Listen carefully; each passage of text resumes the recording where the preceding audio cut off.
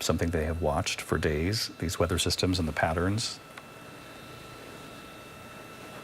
It is a go for splashdown. We're about 1 minute away from re-entry. And again, we've mentioned it here, but for those of you just joining us, this is ABC News live coverage of Artemis II returning from its historic journey around the moon and back. Coming up on 1 minute until entry interface.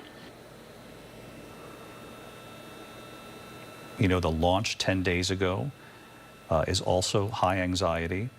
But after that moment, getting through this historic journey, the next major test is the one about 30 seconds away now, the re-entry into the Earth's atmosphere, 24,000 miles per hour, facing... Mark, 1 minute until entry interface. 1 minute, they're saying.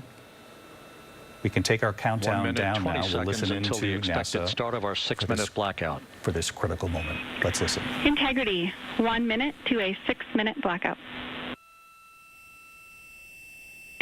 Integrity.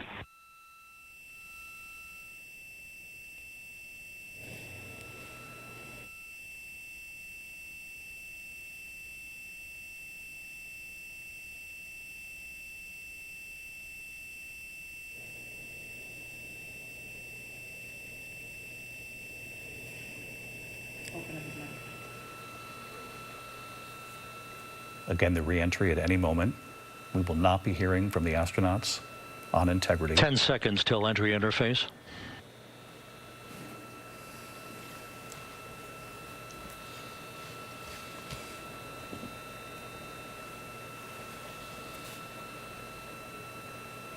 And we have crossed the threshold, now entering the Earth's atmosphere. We're at 400,000 feet, traveling 34,800 feet per second.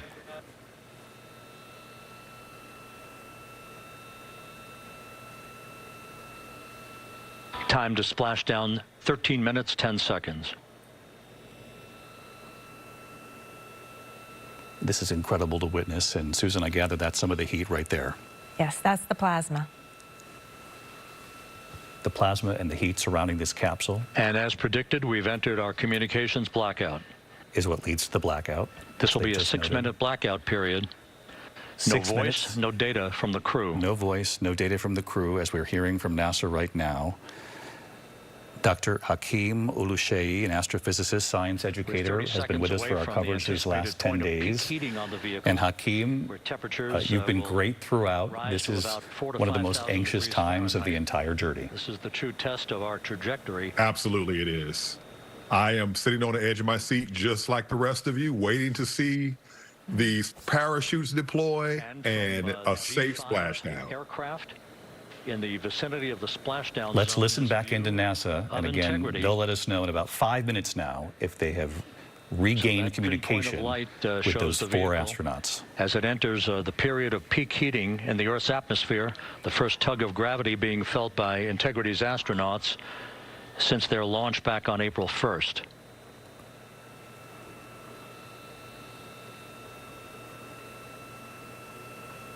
And of course, we are thinking of the families of pilot Victor Glover, mission pilot, Reed Weissman, the commander. 4.5 minutes until the end of the blackout period. Christina Cook, 4.5 minutes to go until we hear from them again. Time Jeremy to splash Hansen. down, 11 minutes, 33 seconds. Of course, the Canadian astronaut. Everyone on board making history in their own way. The first Canadian to join them in a mission to the moon. This is the first time in many decades since the Apollo missions that we have sent humans back to the moon, and they made their own history, traveling farther than any astronauts who went before them, going to the far side of the moon and seeing with human eyes parts of the moon that have never been seen before, and sending back messages of hope and those extraordinary images. They have talked during their press conferences The about landing and support officer reports that the P-3 has acquisition on Integrity. About the importance of coming home. It was Victor Glover himself who said... 3.5 minutes left in this blackout period. There you see it. This is a visualization. Oh, visualization. So this is similar to the simulations we showed you earlier, only this one is from NASA. Let's listen. Repelling of that heat on Integrity's heat shield.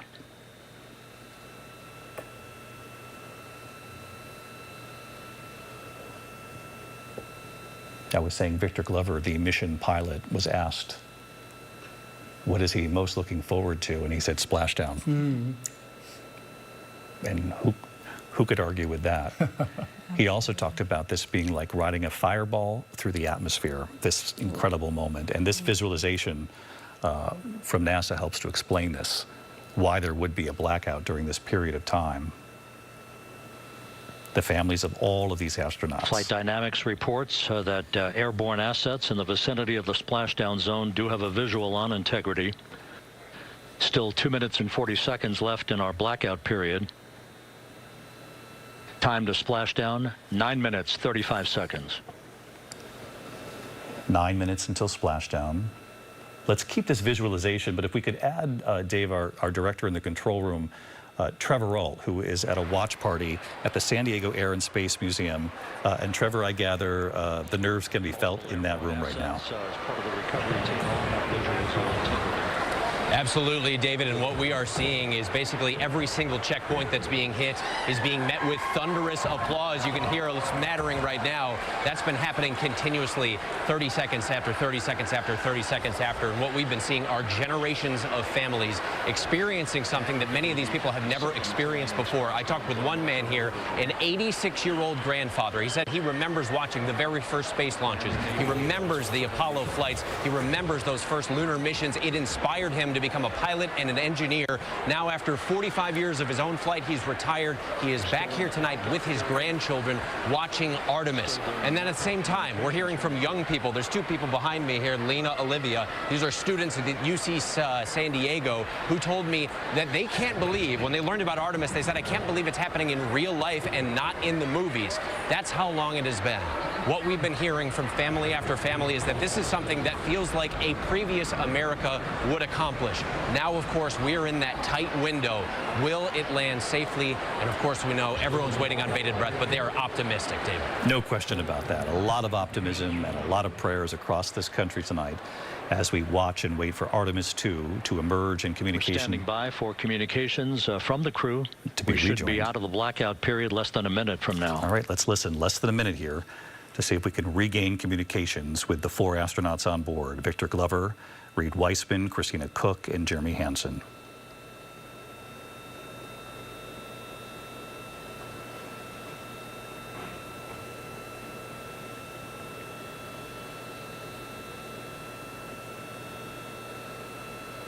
We are now processing data from Integrity.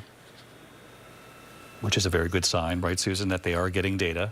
No communications yet with the astronauts, but they are receiving transmission from Integrity.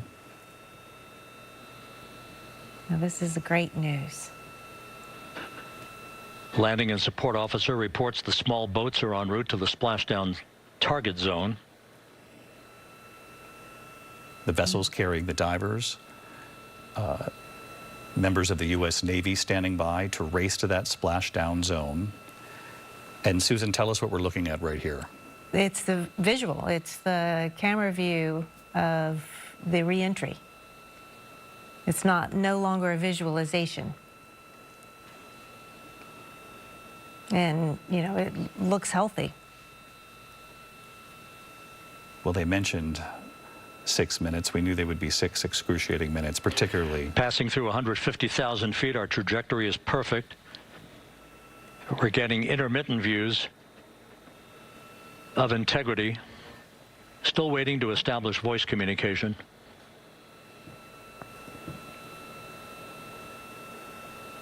Integrity, Houston, comm check, post-blackout.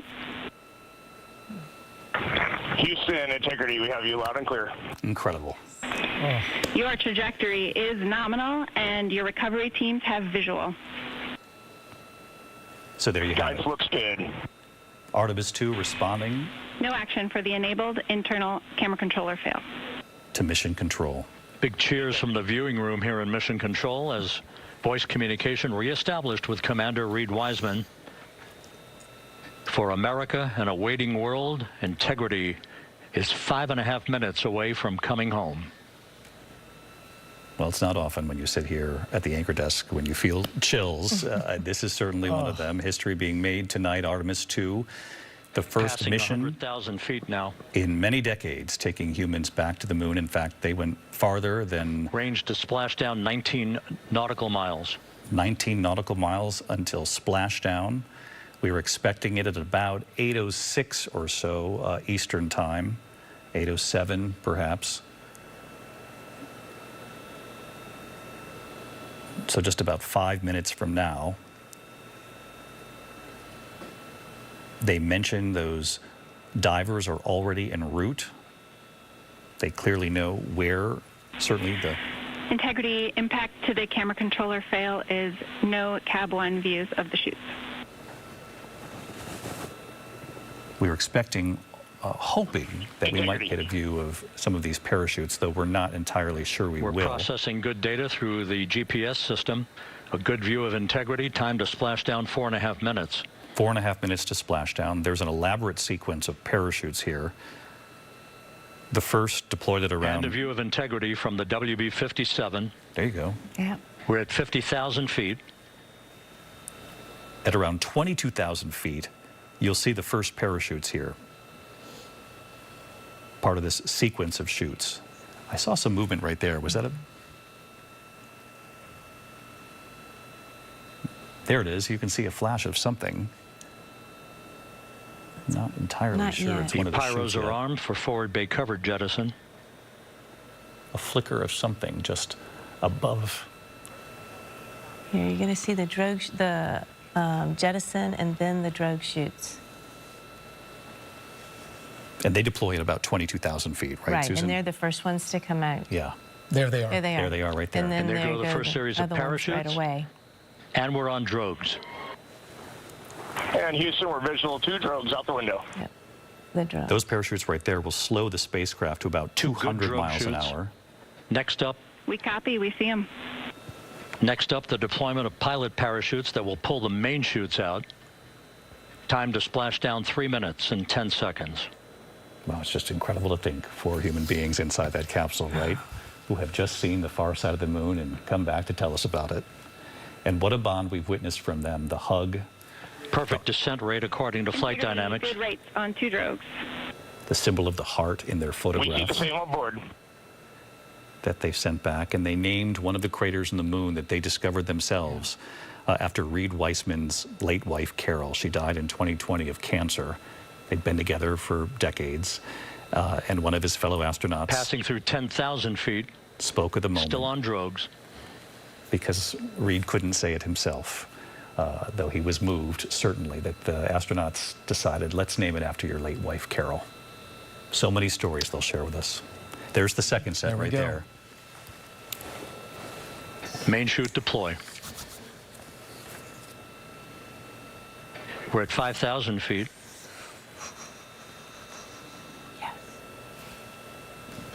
The crew we Search and met with, recovery beacon has been activated on Integrity.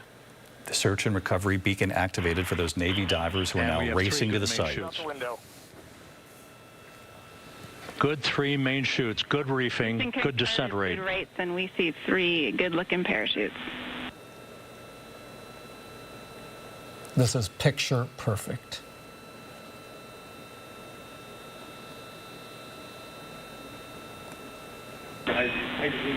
Integrity. Cabin pressure indicates no need for hydrazine checks.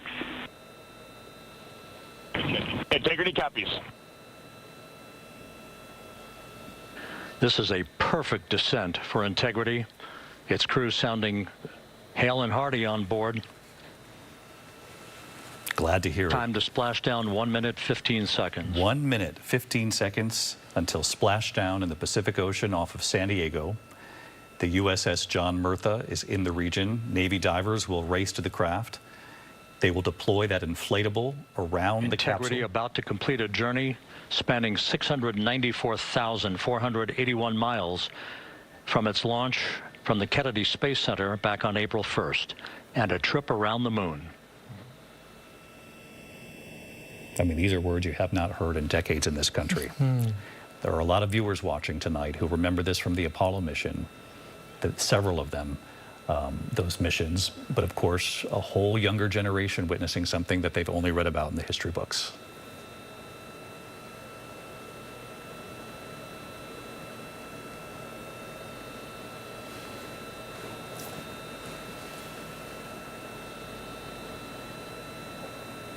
A little flash there at the capsule. Passing through 1,000 feet.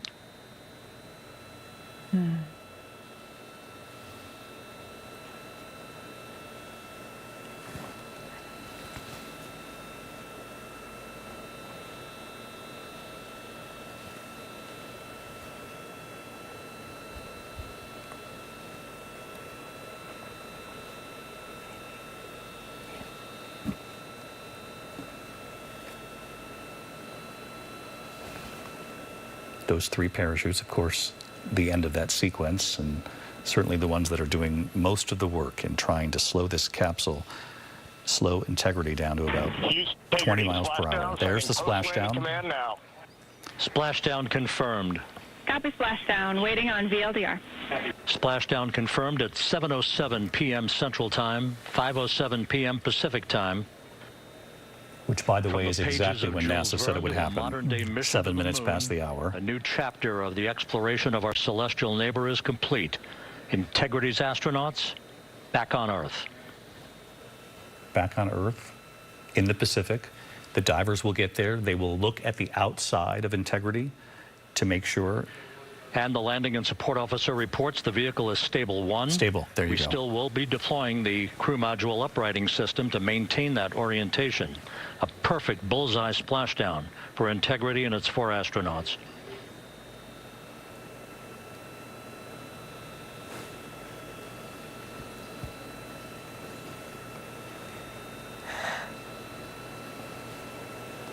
We can breathe.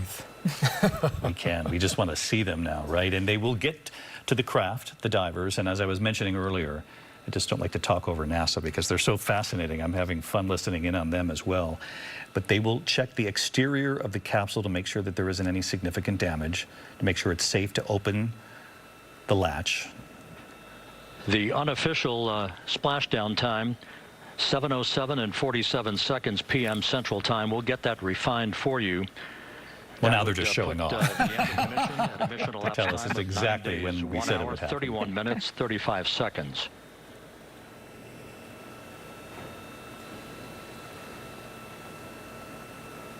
There will be an initial And we're check. configuring for very low data rate. They will initially check to make sure that all of the astronauts are feeling okay. And then they're Once going to again, take splashdown occurring in the Pacific, southwest of San Diego at 7:07 and 47 seconds p.m. Integrity Houston, comm check on VLDR.